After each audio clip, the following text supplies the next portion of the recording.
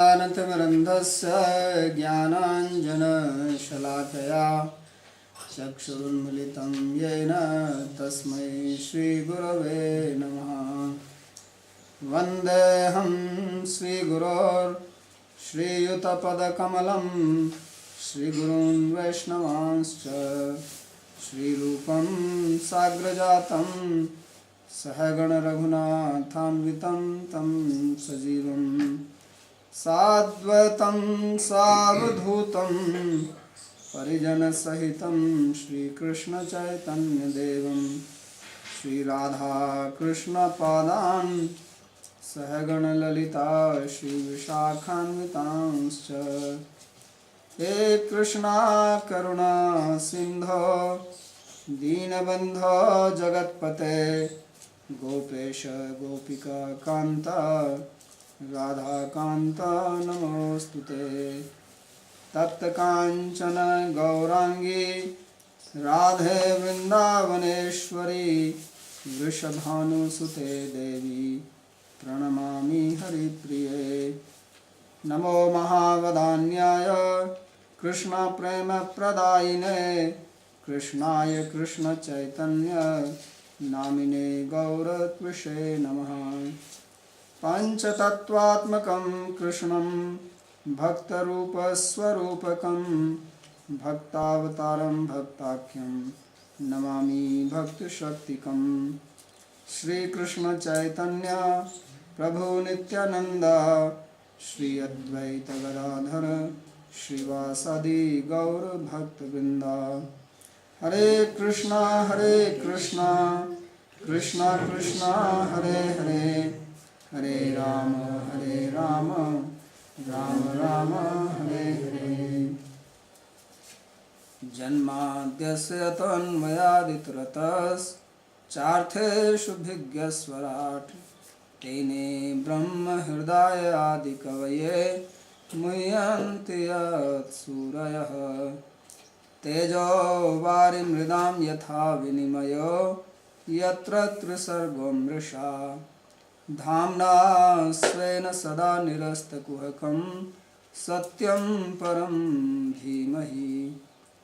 नारायणं नमस्कृत्य नरं चैव नरोत्तमं देवीं सरस्वतीं व्यासं ततो जयमुदीरयेत्। So we are reading from Srimad Bhagavatam, 3rd Canto, chapter number 25, verse number 35. Teachings of Lord Kapila to his mother Devhuti, and he is explaining devotional service, Bhakti Yoga. He gave definition of Bhakti in 2 verses, and after defining Bhakti he gave example. So we read this was Naikatmatam Nisprihanti Kechin Matpada Seva Bhilata Madiha Yonyonito Bhagavata Prasajya Sabhajayante Paurusham. In this verse he explained that how devotees, they do not desire anything because they are very much engaged in the service of the Lord, and all their actions are aimed to serve Him. And whenever they meet with each other, that's what they do, they sing, they describe the Lord's activities. So in the commentary, Sri Vishwanath Chakravarti Thakur explained how in this verse the definition of bhakti is applying, because the activities of all the senses, including the mind, are directed towards the Lord, and it is animitta because they do not desire anything, causeless, and it is natural because they take pleasure in it. They do something naturally which is pleasing to the mind and senses. So abhirata, rata means that they are actually not that they like, but they are addicted to it. Asakta, atyasakta, very much attached. And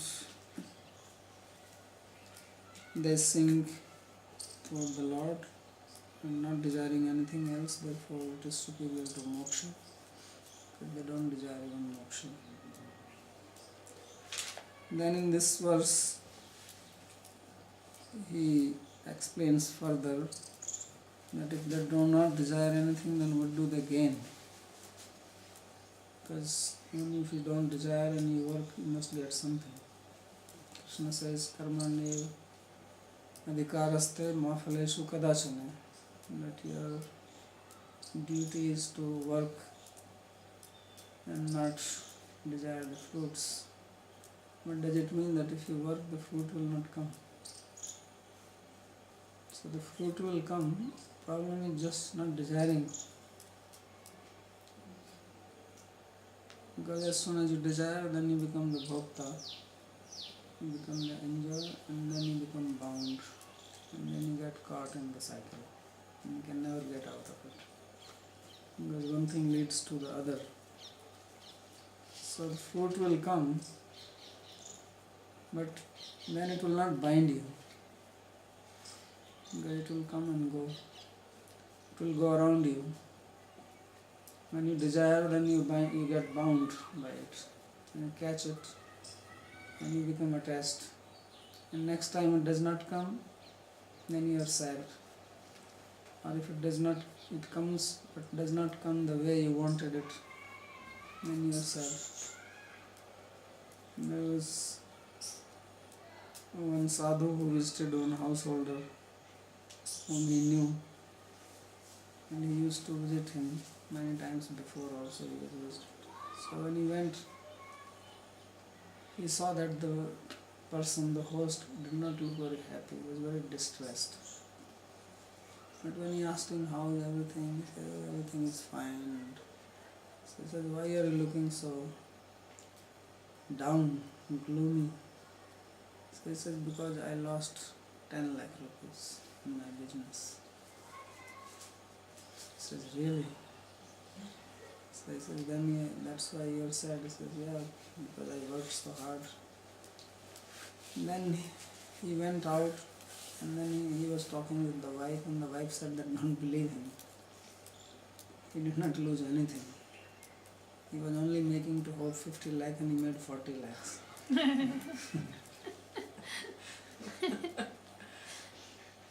So he's thinking that he lost 10 lakhs, but actually he made profit of 40 lakhs.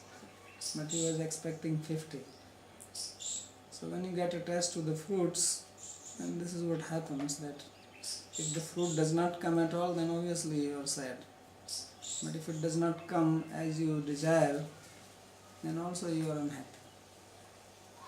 So therefore Krishna gives the formula, Karmanyeva adhikaraste ma phaleshu kadachana. Because fruit will come not by desiring but by working, by acting. And if you put your energy in the desiring, then you will not act properly. And then your mind will be on desire of the goal and not on where you should be working. And then Eckhart Tolle's philosophy will fail. So what Krishna is saying actually is the same thing, here and now.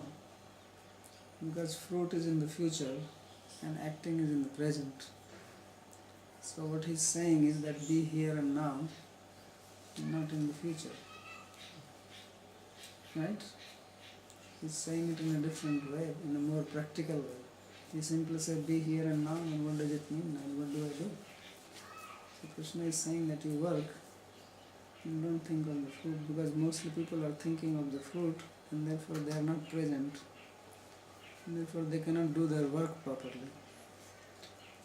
So if you are present here and working and not absorbed just in the fruit, then you will do it nicely. So therefore he says, and then he says, don't mistake me if I say that you don't go for the fruit, that now you don't do anything.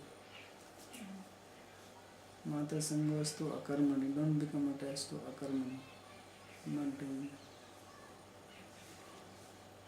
So these devotees, they don't want anything, as it was said that Naikatmatam me sprihanti kechit, and they don't want even liberation. Sayujya Mukti. So what do they get? So they get something very special. It says Pashyanti te me ruchirani amba santah prasanna vaktrarunalochanani rupani divyani varapradani sakam vacham sprihiniyam vadanti. Says that, oh my mother, they witness my beautiful form. Pashyanti te me ruchirani ambasanta. And how do they see? Prasanna vaktra aruna lochanani. They see my smiling face and ruddy eyes, like the inner of the lotus flower, aruna lochanani, rupani divyani. And these are very divya, transcendental forms. Varapradani. And these forms, they give boon, they bestow boons. Because if you see the Lord, then He will give you boon without asking. And sakam vacham sprihiyaniyam vadanti. And the devotees, they also talk with me. And they have this talk with me, which even the great sages, they desire, but they cannot have talk. So this is what the devotee gets. So these forms are not material. Therefore it says divyani rupani. Impersonalists also accepts the form of God, but for them God's form is material. And it's interesting explanation, this incident, that in Upanishad there is a description of the, like here it says that Lord's eyes are ruddy or reddish in color, aruna lochanani. So there the word which is used is kapyasam. And Shankaracharya has given a very, actually, funny explanation for that. Because Kapi is monkey and Asam is same as in English. So he compared to the eyes of the Lord to the backside of a monkey. So Ramanujacharya, he was studying these Upanishads from Yadav Prakash, his teacher. And when he explained like this, then he started crying. So he asked, why are you crying? So he said, I'm crying because he has made a mess of this word. And then he gave a very nice explanation. Because the Ka also means water. And Kampivati iti Kapi means the lotus flower. So he explained that how his eyes are like the reddish color of the lotus flower.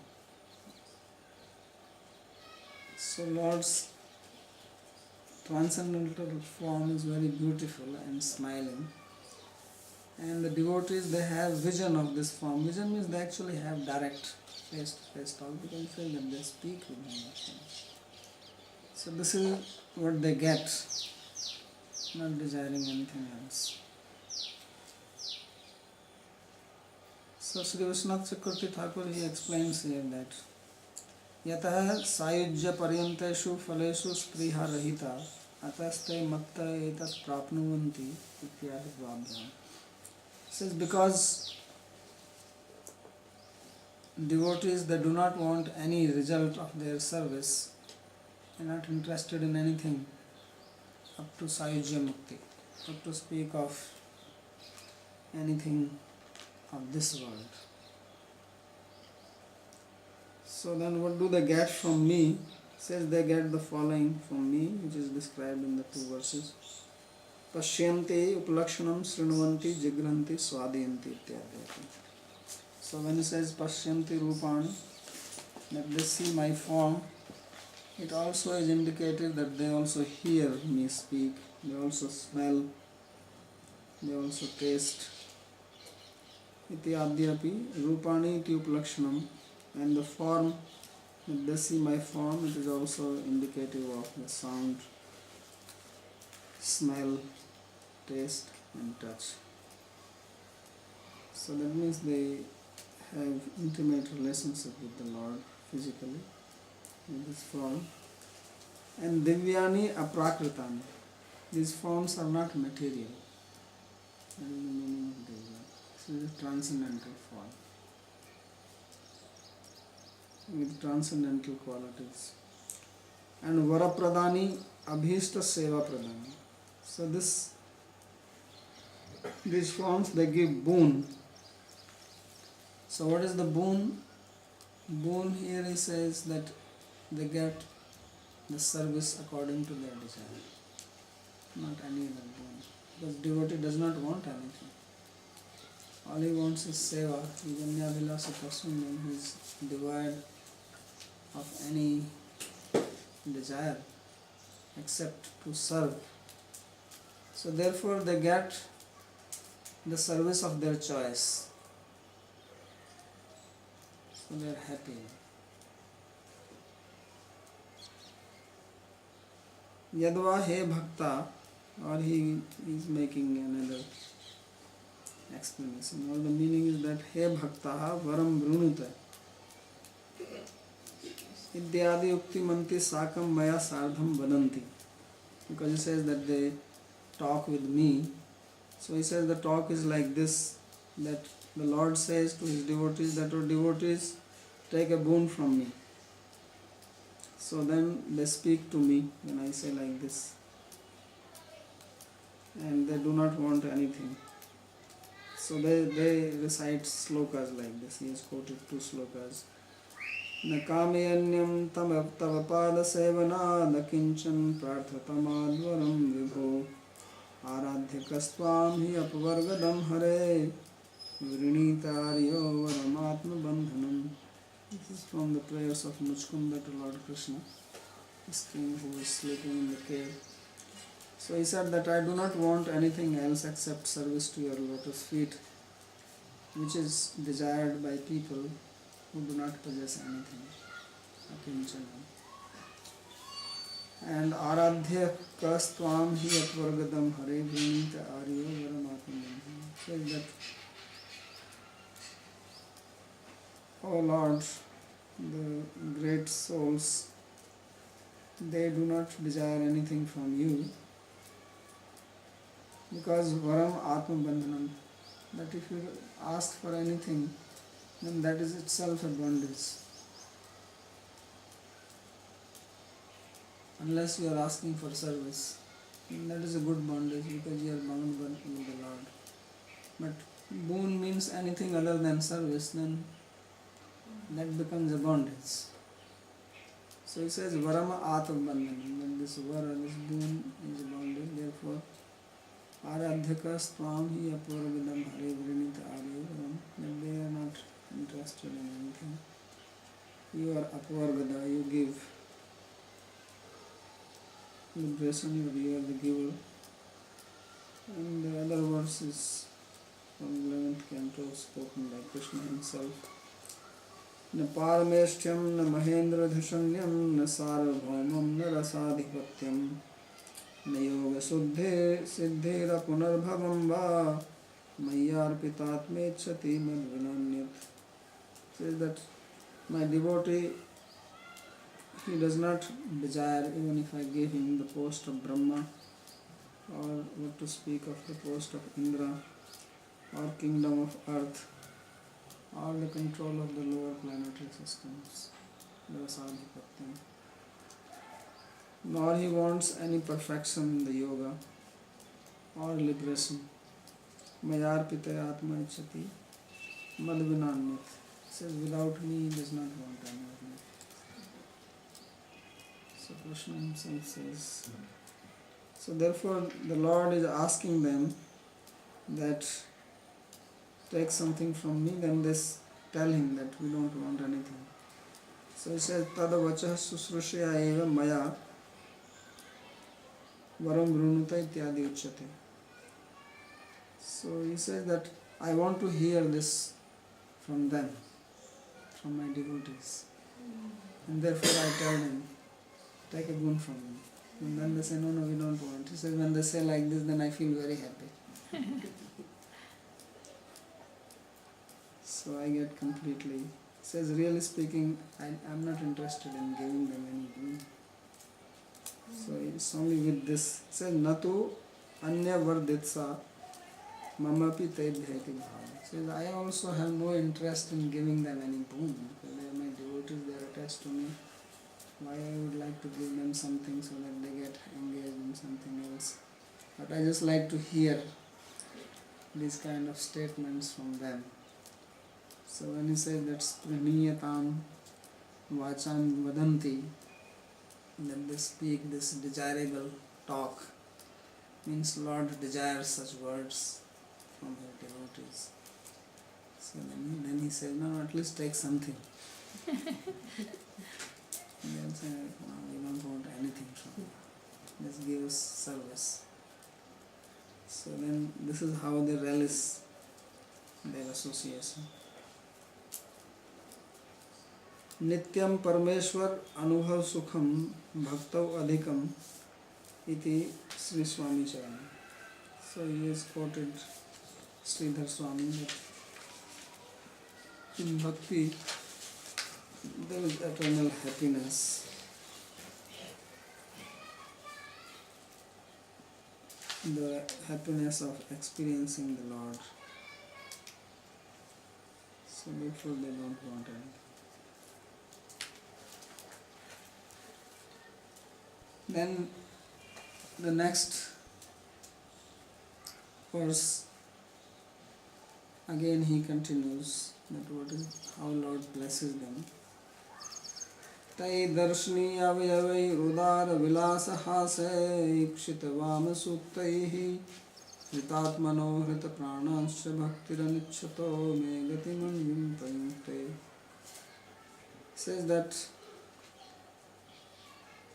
their mind and their life is completely taken away or stolen by my beautiful form, darshniya avyavai. When they see my beautiful body, my beautiful limbs, and udara vilasa hasa ekshita vama sukte. When they see my generous activities, my smile, my laughing, my glance, and my sweet words. So they become totally captivated by this. And being captivated by this, bhaktir anichato me gatim anvim prayukte. So although they do not desire anything, I give them anvim gatim. This is a very interpretable word which can be interpreted in many ways. Literally it means that I give them subtle position. So some have translated that he gives them the place of associates or gives them position in the abode. Different interpretations. Gati means destination and anvi means subtle. Anvi comes from the word anu, which means atom. So literally it means I give them atomic position. That is the literal translation. But obviously that does not make any sense. It does not make them atoms. So it means that he gives them residence in his own abode by giving them transcendental form. Sri Vishwanath Chakravarti, he comments, Mad darsanadi madhuryaneva sachamatkaram anubhuyamanena brahma sayujyasya arochkatvam utpadyate. Itiyah. Says that when they see the sweetness of my vision by seeing my form, then they experience a great wonder in them, a feeling which they have never experienced before. Chamatkar means like when you have a great wonder, you see something which you have never seen, or you experience something which you have never experienced. You eat something so wonderful that you have never eaten, and you feel some kind of wow. So the devotees, they see the form of the Lord and they get completely overwhelmed, become ecstatic. And because of this, naturally, there is not a least interest in Brahma Sahajya. Who would like to have Brahma Sahajya after seeing such wonderful form of the Lord? Later on, Lord Kapila will describe that there are people who want. Even after seeing the Lord, they go for such a thing because they are fixed, they think that Brahma Sahajya is the highest. So he says them, they are just like the fishermen who catch the fish by putting some food on the hook. So they use bhakti just to get the Brahma Sahajya. But devotees are not like that, they have no interest. So that is being described here.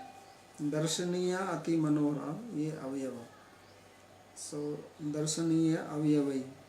Avyava means the parts, the limbs.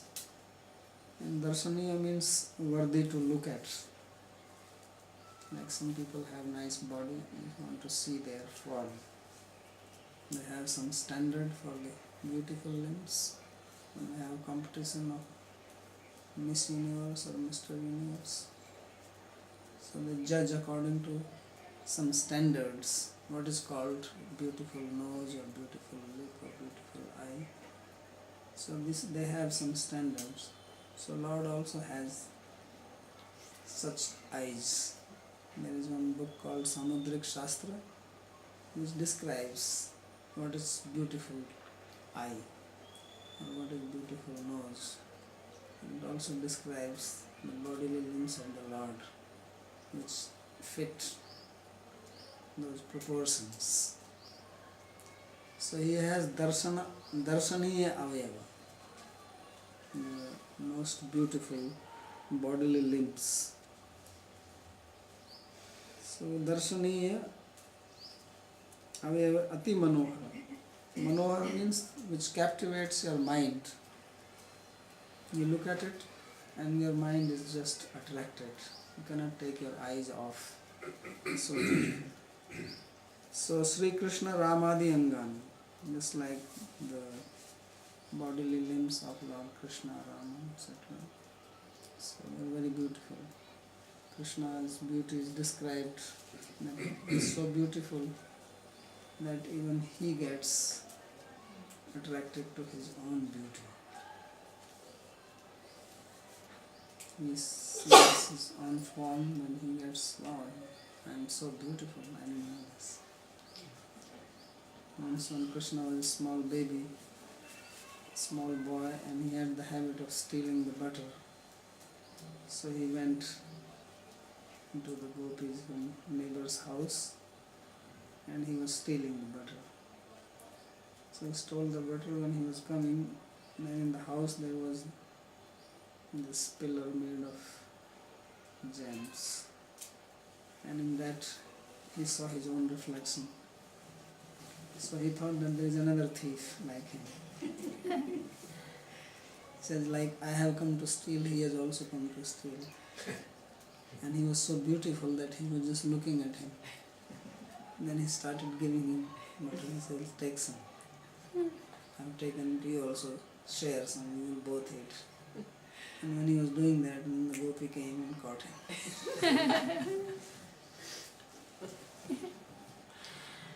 So it is so beautiful, their limbs, that even Krishna is attracted by his own beauty. Tai udara bhakta abhishta pradatara. Vilasadev. And then, not that he has beautiful limbs, but he also has beautiful activities. Beautiful people have everything beautiful. Their speech is beautiful, they dress beautifully, they walk beautifully. So Krishna is beautiful in all ways. Some people are beautiful, but they may not act beautifully. So he is all-rounder in beauty. That's why he is called Krishna. Means all beautiful. His walk, his talk, his looks, his dressing, his singing, his playing, his behavior, everything just captivating. Anyone who sees this cannot forget him. This is his supreme greatness, his this supreme sweetness, Madhurya Chaturska. 4 types of beauty which do not exist anywhere else. They are in him. So this vilas means the activities. He says they are very udara, bhakt abhist pradataru, which fulfill the desire of the devotees. Devotees don't want anything, they are just happy with this itself. Yesu tair hrita mana pranatva. So this completely steals away the heart of the devotees. So this is actually the essence of bhakti, this loving relationship. That there is so much love, because the beauty is actually in love. It's not in that object. When you love somebody, then it is beautiful. So love itself is beautiful, and then Krishna is also beautiful and love together. So this is the best combination. When someone falls in love with somebody, that person does not look beautiful to others as it looks to the person who has fallen in love. Because that beauty is only in the eye of the beholder. But in case of Krishna, it is not just in the eye of the beholder, it is actually there. This whole idea, what is beauty, whether beauty is relative or it is absolute. In this material world, beauty is only relative. But when you come to Krishna, it is not relative, it is absolute. He is absolutely beautiful. Even the enemies say this, that he is beautiful. They don't say that Krishna is not beautiful. So he is beautiful because he is just personify love. The love rays are emanating from him. And anyone who sees this just falls prey to it. That's why Rupa Goswami wrote that famous verse. And don't go to Kesi Ghat. You know that verse? Say that if you have any attachment to your family, concern for your family, for your children, for your business, for your house, for your job, then please don't go to Kesi Ghat. Because if you went to Kesi Ghat, then you will be in big problem. Because there is one boy standing there, playing on the flute, and he will steal your heart. So that's why I say that Tair Hrita Mana Pranatvat, that their mind, their heart is completely stolen by the Lord. And where is the question of asking anything? Ask what? Who is going to ask? There is nobody home.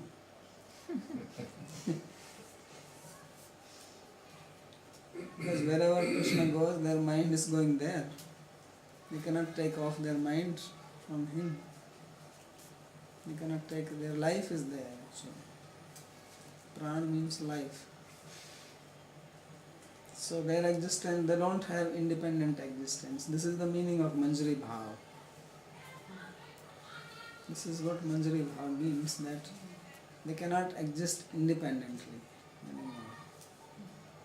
Their existence is totally on Krishna. That is the meaning that their life is stolen. Just as the manjari cannot survive if the plant is dry, manjari is on the top. It gets its nourishment from the bottom. So like that, their happiness, they cannot be independently happy or independently distressful. Their happiness and distress depends on Krishna. So that is the meaning that their mind is stolen. Because if you feel happiness with your mind, and if you don't have a mind, what will you feel? So it is stolen by Krishna means that it is now one with Krishna's mind. Whatever emotions he has, they reflect the emotions. And therefore they want to please Krishna. Because pleasing Krishna also only gives them pleasure. We want to please ourselves because our mind is in us. And by pleasing ourselves we feel pleasure. But their mind is in Krishna, therefore the only way they can get pleasure is by giving pleasure to Krishna. Although it is, again, don't think that they are thinking like this, that I give pleasure to Krishna, then I will get pleasure. It's just the same consciousness as we are trying to please ourselves.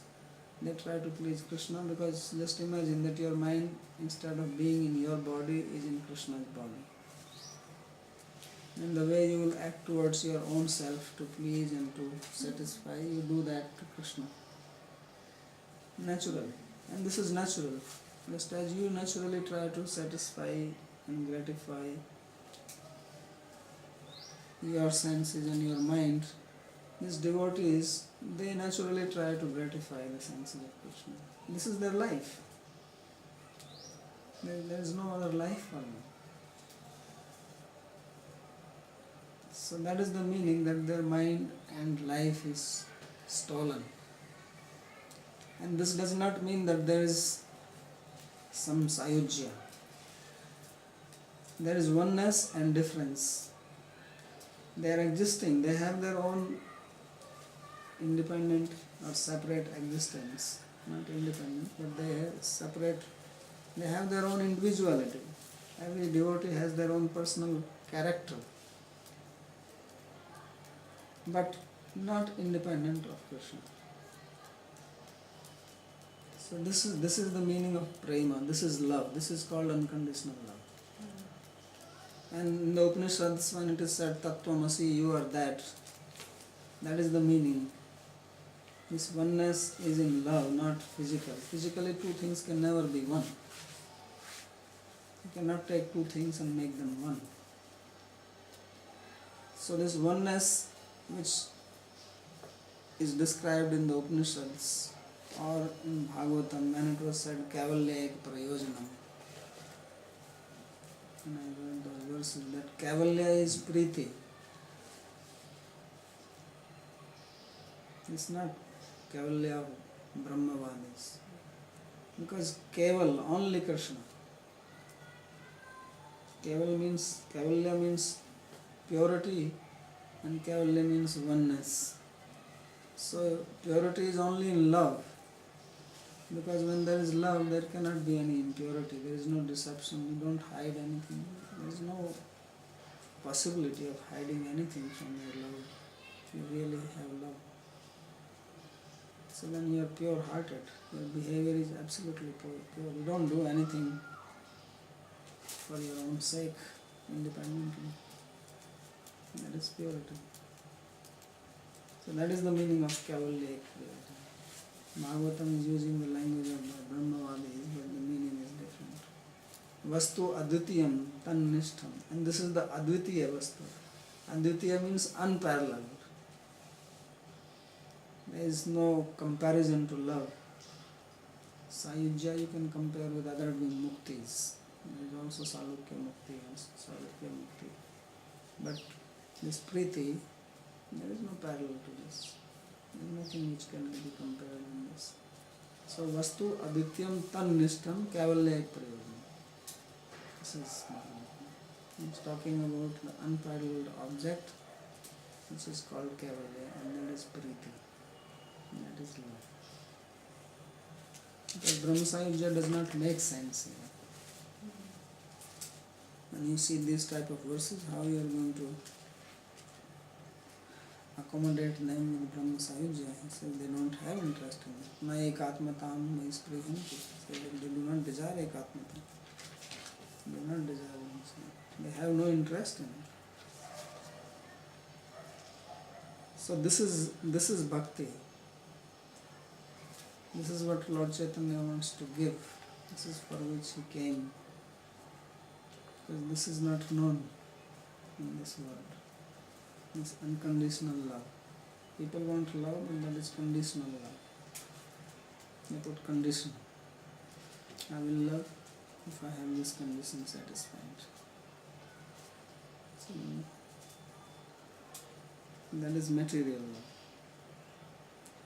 So there is no possibility of any condition here.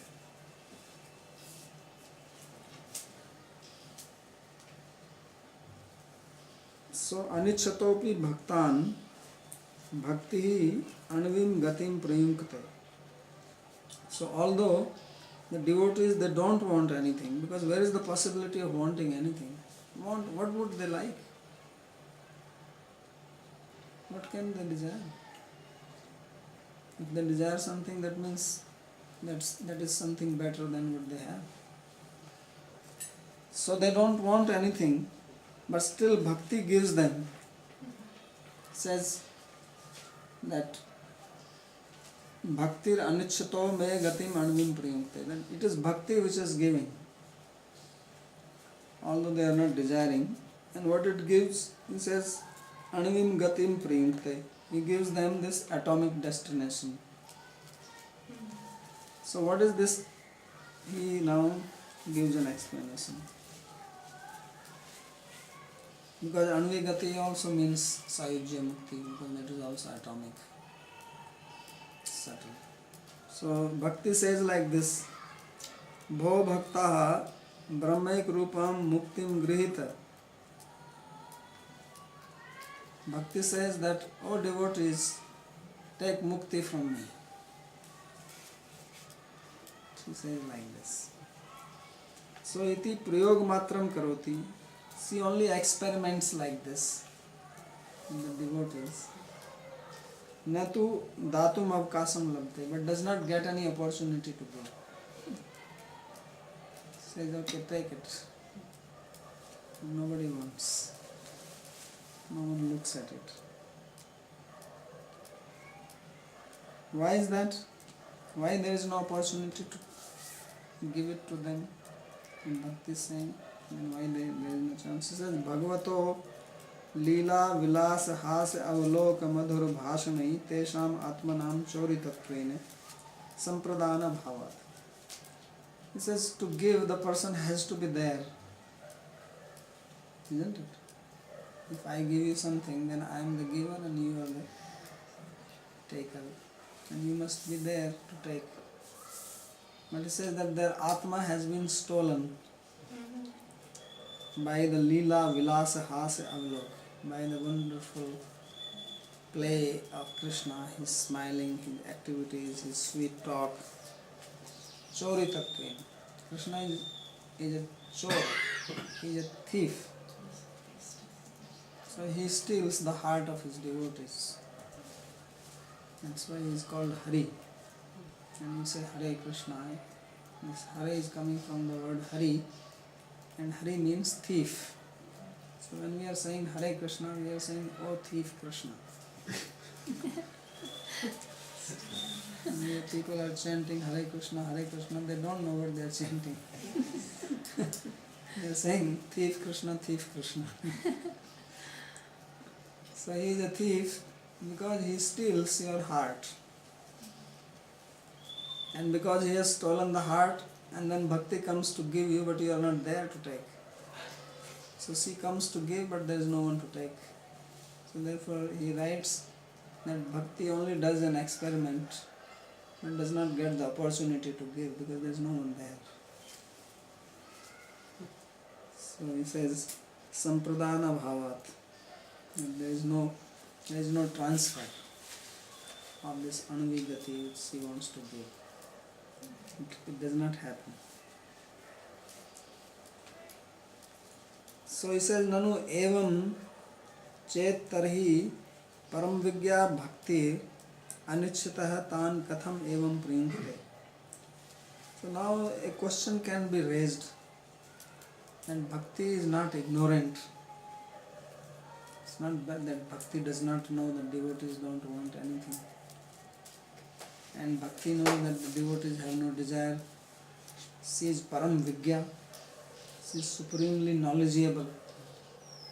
So he says, why is that bhakti, who is supremely knowledgeable, she tries to make this experiment to the devotees who have no desire? What is the fun behind it? There must be some reason. So, katham evam priyukte, why she tries to attach this boon to them? Because priyukte means to attach. Okay. So he says uchyate. So there is a reason. Very interesting reason he gives. Says kaschit chintamani sparsha हीरक पद्मरागादि भी महारत्ना नाम दाता खलु अर्थिभ्य कणकम अपि दातुम दर्शयति.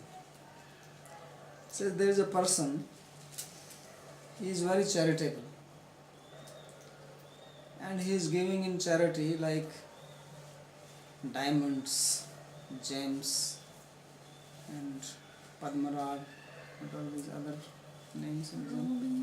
Rubies, sapphire, blue sapphire. He is giving like that.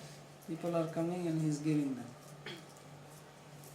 So sometimes, and people are coming and asking him, he gives. All the time he is giving all these wonderful, most precious gems you can think of.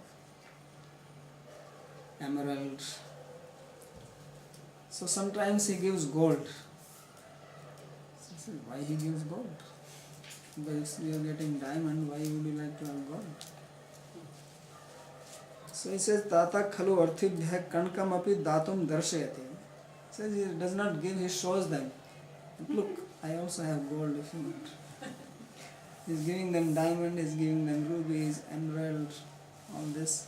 Then suddenly he flicks out a piece of gold. He says, you want gold? So he shows to give. Anyatha, why he does that? Anyatha kankam asya datur nasti iti kanak matra arthibhir mandadhibhir apratishta kriyat. Says why he shows the gold to these people who are asking for rubies, diamond, emerald, all the gems, is that if there are people who are interested only in gold, then they will think that this guy has no gold, let's go to somebody who has gold, we will ask from him. So he says that those who are less intelligent people interested only in gold, they may not get the idea that he does not have gold. So for that reason, he also takes out gold once in a while and says, take gold. Although these people don't want, just to make it known that I have gold also if somebody wants. So like that, those people who want mukti, they should not think that you cannot get mukti here because you only get bhakti. And then they turn away and go somewhere else, let's worship Shiva. So to keep these people also, he does that. She does that, bhakti. So iti vad bhaktirapi mukti matra arthi jnani mani lok avajnana nirasartham smiyastanapi tatha priyukte. So therefore bhakti, she engages his devotees in giving or offering this mukti so that those people who only want mukti and consider themselves as jnani, those who are after mukti, they think that they are jnani. So he says jnani mani, he says really they are not jnani. And lok avajnana nara. So they should not disrespect the Lord thinking that he cannot give mukti. So therefore bhakti does this. Bhakti is trying to protect the name of the Lord from being criticized by the Jnani that we cannot get mukti here because we only get bhakti here, and they think that bhakti is not important, mukti is more important. As a person may think that gold is more precious than diamond. So this is a very amazing way of explaining, because the verse actually says that bhakti anichchato me gatim anvim priyate, that bhakti gives to the devotees or offers to the devotees although they don't want. So why she is doing it? Lord is not saying that I am giving, saying bhakti gives. So he explains this. न पुनर्मुक्तिम एव तेभ्यो दित्सति इति अर्थः. So therefore it should be understood that she is not interested in giving only mukti to the devotees. It just a show she is making that we also have mukti in our shop. You should not think that this is only a diamond shop. You can also get gold here. So you want to have more customers, then you have to display your objects. So you have your main product and then you display some other things when people are paying, right? You go to the counter to pay, then there are many things, small gadgets lying there. So you pick up something and go. So like that, mukti is also a small gadget hanging. And once in a while, bhakti reminds that, look, I am also selling this here, this small torchlight.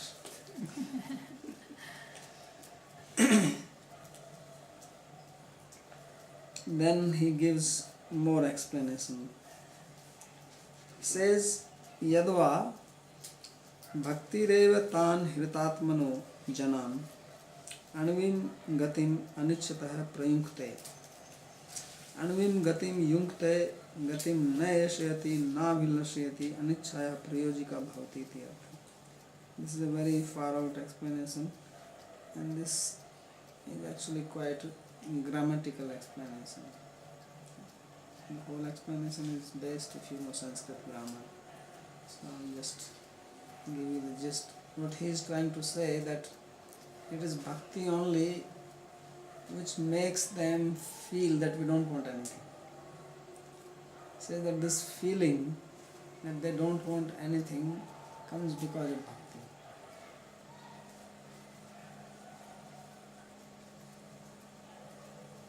So he says that Bhakti reva tan hritatmano janan anvim gatim anichitah prayunkte. That this desire, not wanting even mukti, happens because of the bhakti. Anvim gatim yunkte gatim nayashyati na vilashyati anichaya prayojika bhavati. That this unwillingness is imparted by bhakti in them.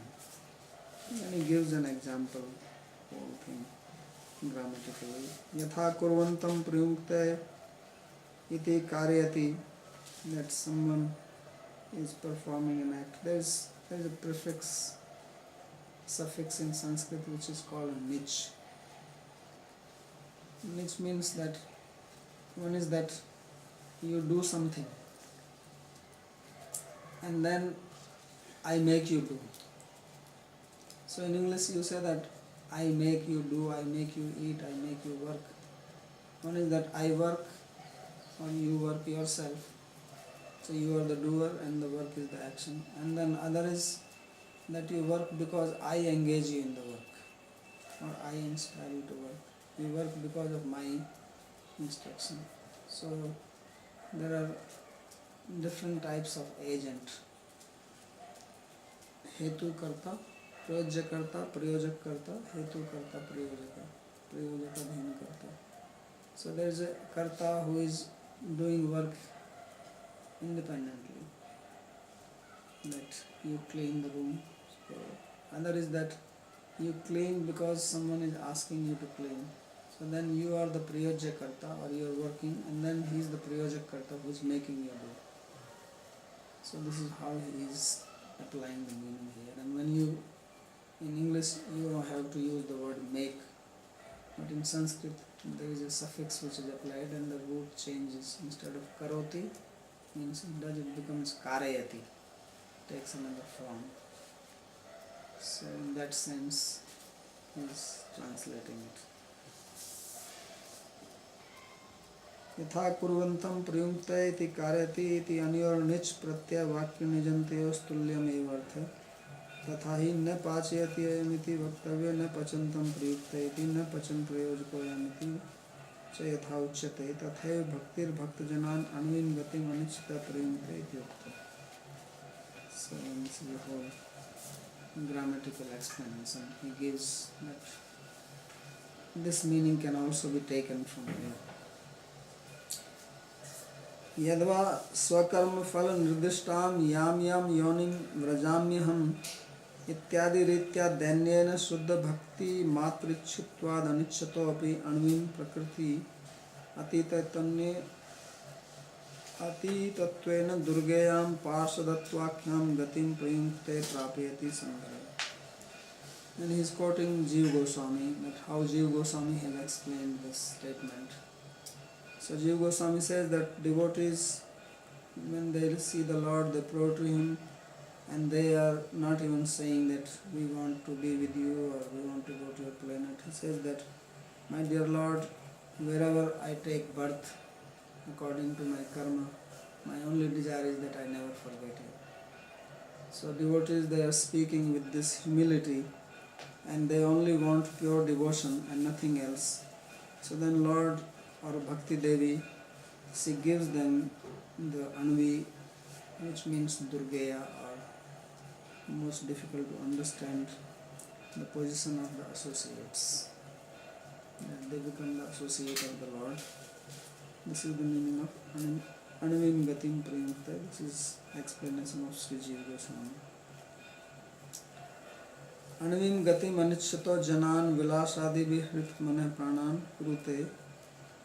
It is Sri Rupa Goswami Charana. He is also quoting Rupa Goswami. That how Rupa Goswami has explained this. So I don't know where Rupa Goswami explains. Maybe the verse is probably quoted in Bhakti Rasamrita Singh. And there he must have written an explanation. So there he has given another meaning. This is of course the beauty of Sanskrit. One way of looking at this is that because their hearts are stolen by the beauty and smile and talk of the Lord, therefore they are not interested in anything else. You can take it other way around also. Because they are not interested in any liberation, etc. Because anichyato gatim anvim. They are not desiring the mukti, etc. Then bhakti gives them this, that their mind, etc. are stolen by the beauty of the Lord. That means then bhakti gives the grace that they are able to see the Lord. This is the blessing of bhakti. Now Rupa Goswami has explained like that. So he is applying this verb that bhakti gives, not with the anvigati or mukti, but with this opportunity to see the Lord. He takes the verb there. That anichyata anvim gatim, not desiring mukti, then bhakti gives them that. This is his explanation.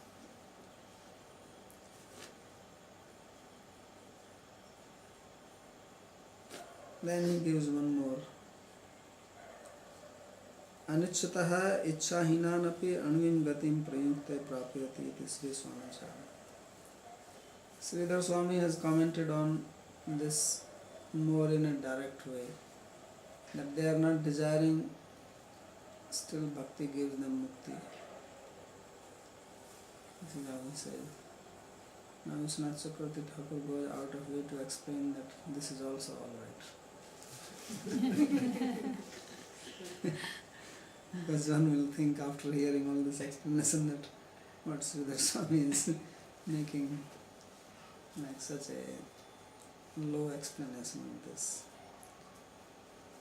So he says that etad vyakhyanam api na ati asangata. He says that this explanation is also not very improper.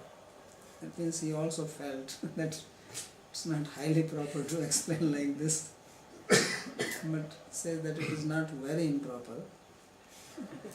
So yatha indriyai pruthak dvarai itriyatra bhaktanam sarv sukhanam sarv sukhanubhavasya agre vyakhyamanas. So later on there is a verse coming in 32nd chapter, 33rd verse, where it says yathendriyai pruthak dvarai artho bhav eko nanayate tadvat bhagwan shastra vartmadi. That just as there is one object and that one object is experienced by the senses differently. Suppose there is gulab jamun, so the eyes see the color, the nose smells it, the tongue tastes it, if you drop it, the ears hear it, if you touch it with your hand, then you can feel the soft touch. So different senses are tasting the different attribute. The object is only one. So it says yatha indriyai prathak dvarai artho bahu gunashraya eko nanayate tadvat. So object is one, but it is seen by different objects as differently. If you ask the eyes, they will say, if you ask eye what is a gulab jamun, so then it will say, well, it is that some round thing having this what rose color or color brownish, okay, brownish color depending on how much you heat it. So that's how the eye will say. And if you ask the tongue, then tongue will say gulab jamun is something sweet. The nose will give its description. It says, but it is the same object. So he says that bhaktanam sarva sukhanam sarva sukhanu bhavasya agre vyakhasya manatvat. So he says that in the same way devotees want to get all the experience. They are also getting other experience, so they also want to know what is this Brahma Sayuja. So therefore bhakti gives them this experience. And they are not desiring. They don't desire it. They don't want it. Bhakti gives the experience so that the devotee is not devoid of the experience of mukti. This is how he explains. Tatasya bhaktir ichchahinan api tan balad brahm sukham api anubhavetum bhaktim prapayi. So he says that these devotees, they are absolutely desireless about this experience of Brahma Sukha. So bhakti forcibly gives them this experience. He says, no, this also you experience. He says, te tu brahma hradam nita magna krishnena chaudhrita iti ritya tato niskramya bhagavad dhamni tat pans tat parshadam vidhaya bhajananandi sada nimajyati iti tatparyam uttar shlokartha gahana geyamati chakya chidahu. So he gives one example from Krishna's life when Varuna has captured Nanda Maharaj because he went to take bath at night, Ekadasi night. And then the servants of Varuna took him to Varuna Loka, and then Nanda was not found. So the news was given on the TV that Nanda Maharaj has been kidnapped, and all around police was searching for him. So then they found out that he is in Varuna Loka, so Krishna went to negotiate. When somebody kidnaps, then you have to go. They want, we give you this much money, we will release. So Krishna personally went to negotiate with the kidnappers. But when he went there, then the Varuna, he stood up and he was praising Krishna, he worshipped him. And Nanda Maharaj was surprised. He said, what is this? He is my small boy. And this guy is worshipping him, and to me he is putting him like a prisoner. So I cannot understand this. So anyway, when he came back, and all the village people, they were living in a village, all the village people, they came to Nanda Maharaj, what happened, what did they do, where did you go? You know what, if somebody is kidnapped, then you know all the neighbors will come to ask. So then Nanda Maharaj was sitting, and everybody was sitting down, and he was explaining, and then he started saying, and then you know what happened, and this Varuna Devata came, and he was worshipping my son Krishna, and I was surprised, and he says, really? He was worshipping Kanhaiya? This fellow says, yes. He says, he seems to have some power. Because as soon as he came, he was changed. Otherwise they had tied me and they are holding me like prisoner, like you kidnapped somebody. So then all these Brajvasis, they were after Krishna. They found, where is Krishna, where is Krishna? They caught him. He says, oh, you are special, we didn't know this. Can you tell us what will happen to us when we die? This is one of the famous desire people have.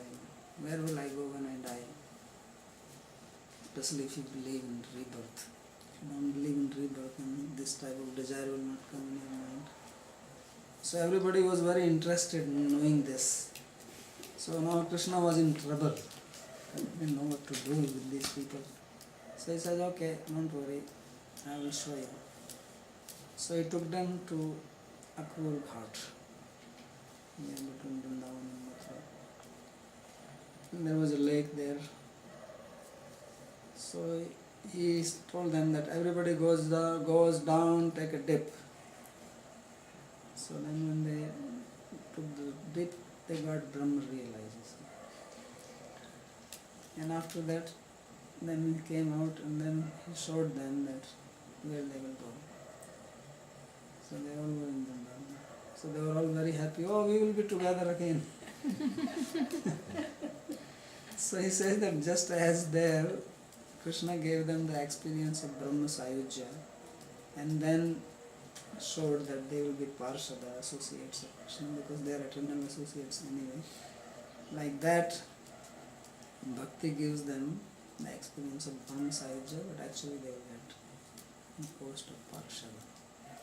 This is the meaning of Sridhar Swami explanation. So we'll stop here.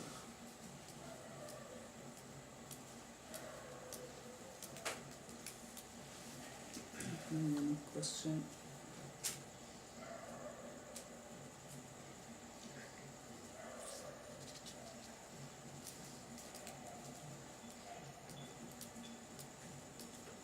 Where do you put devotees praying for protection? It's not really, doesn't really fall in the category of desires, having your desires fulfilled, of having motivations. But at the same time, you want something. It's you want the protection of the Lord. There may be a particular dangerous circumstance, or in general. So is that Means now protection of the deity, or what do you mean? no, the protection for themselves to pray. There are so many prayers in the Bhagavatam, for example, which always end, Lord, give me protection. Well, you have to see who is praying, because there are different, Gachendra is praying. There's Yeah, almost so there in are everybody. so there are different levels of devotees. They may not be the highest who are praying like that. So is that now? Because we also just now read this prayer where it says that Swasma Karma Phal, this that according to my karma, wherever I have to go, let me go, but I must remain a devotee. Na dhanam na janam na sundarim kavitam na jagdishakami na janmani janmani sware bhavtat bhakti rahit ki tvai. Chaitanya Mahaprabhu is not praying for any such protection. He says that don't But want. it kind of implies protection. I don't know if I want to be born somewhere or be in a situation where I can always remember the Lord. Yeah, so that bhakti, of course, he's praying for bhakti, bhavtat bhakti rahit ki tvai, that I have causeless devotion to you. That is the heart of devotee. If he doesn't pray for that, what will he pray? So anyabhilasita sunya. Uttama bhakti means that it is devoid of any other desire except for bhakti. Like in the Bhagavatam, you have the Narayana Kavacha prayers. Yeah, they are all there, but there are also prayer that whether you keep me alive or you kill me, it is your wish. But I always want to remain a devotee. So there are different levels. So if somebody, let's say, on a lesser level takes shelter in such prayers, is that now an obstacle to his progress or her progress? Yeah, if one is following the path of Uttama Bhakti, then what is the purpose of that?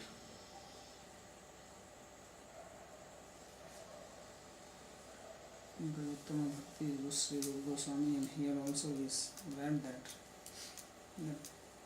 all the vrittis, sattva eva eka manasa vritti, svabhavati tuya. Not only for that purpose. So if he doesn't want to protect you, then let him put you wherever he wants to put, that is his will. Our prayer is that I want to do service to you wherever I go. That's what Chaitanya Mahaprabhu said, Janmani Janmani, birth after birth. He is not saying that you protect me. And again, protecting, how long he is going to protect you? And what about death? And then you also protect me from death. Because death is inevitable. So that means now you want mukti. Isn't it? But I don't die.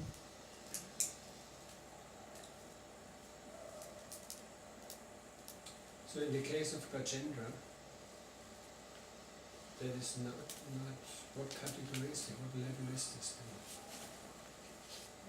Well, Rajendra, probably, I don't know, he will come in the Sakam Bhakta. Artha Jigyasu Artharthi. Right? Krishna said, Chaturvidha Bhajante Mam Jana Sukritina Arjuna. Artha Jigyasi Artha. So he is an Artha Bhakta. One who is in distress. Isn't it? He was in a difficult situation. And then he prays for help. So it's not the Sakam Bhakta. But the prayers that he recites are, as we have heard some time ago, a manifestation, a pure spiritual actually given by the Lord. That is all right, but the Lord is also given according to his desire. Because Krishna says, and Bhakti says that he can give anything he wants. But now they are talking about that they don't even want Brahma Sayujya. So where is the question of protection? Brahma Sayujya means complete protection from anything. You are not going to die, you are no trouble. Of course, there is no bhakti also in that. So here he did not say that they desire anything like that.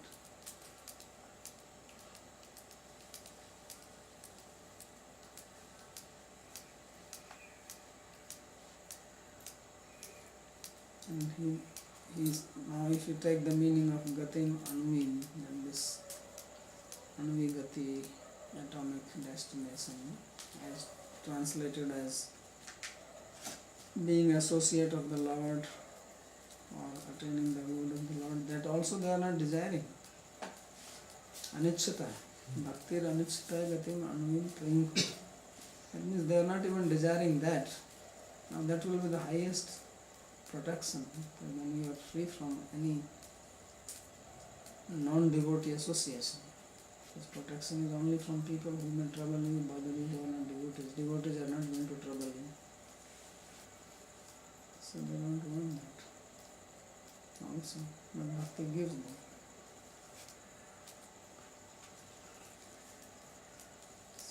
Krishna also says that they don't want any power, any position, not even the position of Brahma, without me. It means a devotee gets salokya, sarupya, all these mukti, but he gets as an anusanghitam phalam. Earlier he said there are two fruits, one is anusanghitam phalam and ananusanghitam phalam. So the anusanghitam phalam, or the fruit which is in accordance with the nature of bhakti, is bhakti itself. And ananusanghitam phalam was mukti. So they are also liberated. But that is not what they are desiring, because if you go and live in the abode of the Lord, you are liberated.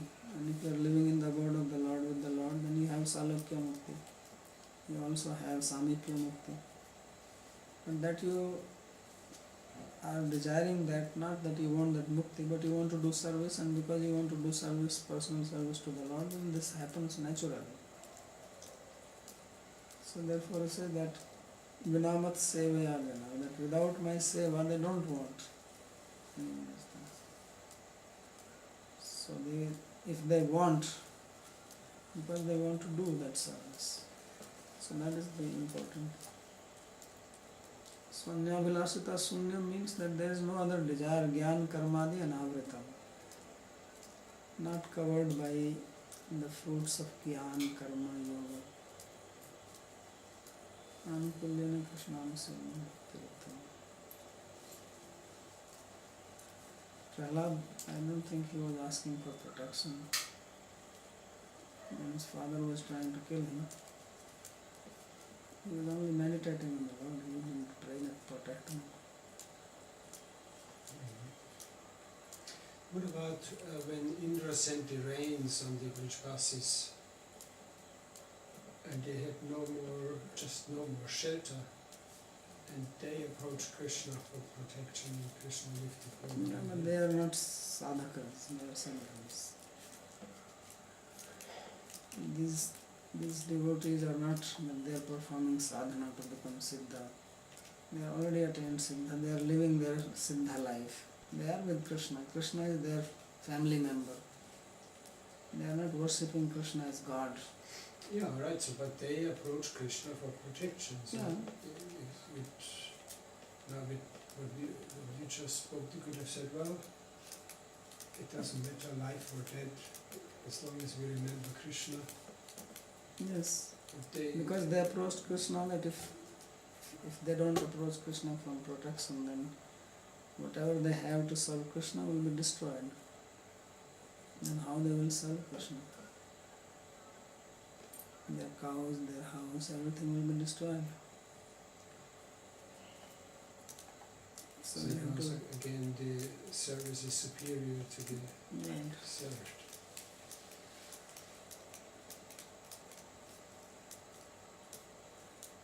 So then on the Uttama, So if Gajendra is saying that you protect me so that I can serve you, then that is a different thing.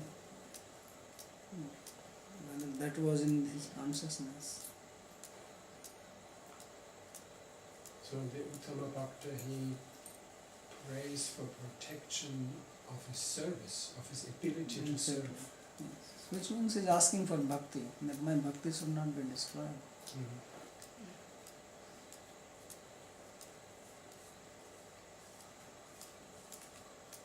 So that is a different thing. That is not independent protection. So if you pray that protect me so that I continue my bhakti, that is different.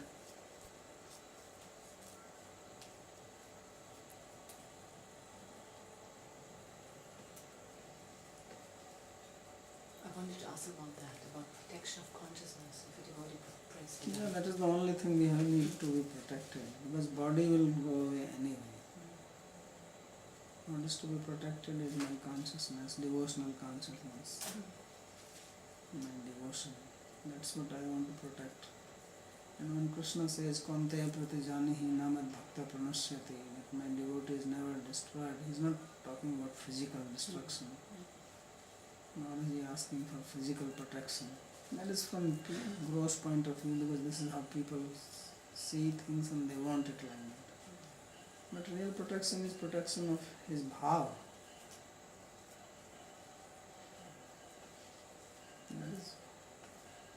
actual protection. And if that is protected, then what else is needed? And if that is not protected, what is the meaning of protection from devotee's point of view? Suppose he protects you. There are stories like this which are very attractive to common people because the common people have such concept or desires that God came and protected somebody. But if he only protected physically and not protect the bhava, then what is the value of that? And how long was he protected? So those things and those stories, then you may say why they are there. They are there only as he gave this example that those people who are looking for gold, they should not think that gold is not available with him. Otherwise they will go somewhere else. As Krishna says that kamaistai jnana prapadyante anna devata, that desiring, having various desires and their mind being polluted by those desires, people surrender to other devatas. So he says that I also fix their shraddha in them. Tasya tasya salam shraddham tame dhamiham. But from pure devotional point of view, that is not proper.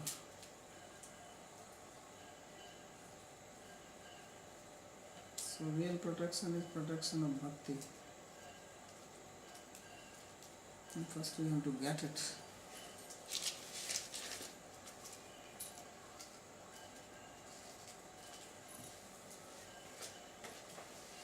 Okay. Just an additional question to this topic. So this protection of bhakti or by bhakti of bhakti is that this dynamics come into motion immediately with the first awakening of bhakti. Say that In the again? sadhaka, when that protection of bhakti happens immediately or as soon as bhakti manifests in a sadhaka or in a devotee from the very beginning, so that he can continue in his sadhana and in his progress, No. or does that protection only come at on a certain level? No, protection is always there. It's right there from the beginning, but Yeah.